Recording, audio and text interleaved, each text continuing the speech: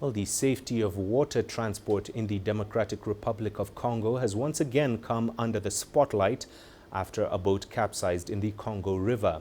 The African country experiences such tragedies almost every year. CGTN's Enoch highlights some of the accidents in the DRC that caught global attention. Boats capsizing in rivers and lakes of the Democratic Republic of Congo is not something new. Every year, a number of boats sink into the water bodies, leading to the loss of hundreds of lives. The latest accident happened 4 months after over 50 people died following the capsizing of a makeshift vessel on the Congo River in October last year. The vessel was 9 traditional wooden canoes, known locally as pirogues, all tied together. Boat accidents are common in the vast and mineral-rich country as these vessels are often overloaded with passengers and goods. Passengers often do not wear life jackets. In February 2021, at least 60 people died after a vessel carrying over 700 people sank in the Congo River near a village in Maindombe province. This happened only a month following the drowning of 3 people after a passenger boat capsized in Lake Kivu. In May 2020, 10 people, including an 8-year-old girl, died after the leisure boat they were traveling in capsized in Lake Kivu. The tragedies stretch as far as the beginning of the decade as well as the millennium.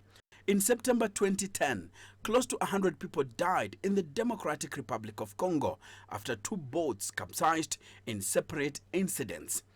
One of the boats was carrying up to 300 people when it caught fire on the Kasai River near the border with Angola. A few months earlier, in July 2010, more than 135 people died after a boat capsized in the western province of Bandundu. The biggest tragedy happened in November 2003 after a ferry carrying 290 people sank. Over 200 people died in the accident. Enoch CGTN. Well, for more on this, we're now joined from London by Ifesinachi Okafor-Yarwood, who's a lecturer in sustainable development at the University of St. Andrews. Ifesinachi, thank you for joining us. The Democratic Republic of Congo, as we've been hearing, has had a long history of deadly boat accidents. Why is this the case? Thank you so much for the question. So this is happening clearly due to the poor conditions of the ships, including overloads, lack of safety measures, nighttime travel, and a lot of the time, sometimes you can also say due to weather conditions.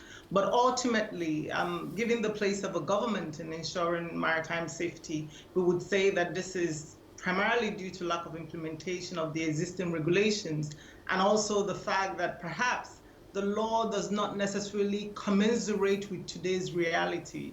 Just to put things in context, the current maritime transport law is governed by Ordinance Law 6698 of the March 14th, 1966.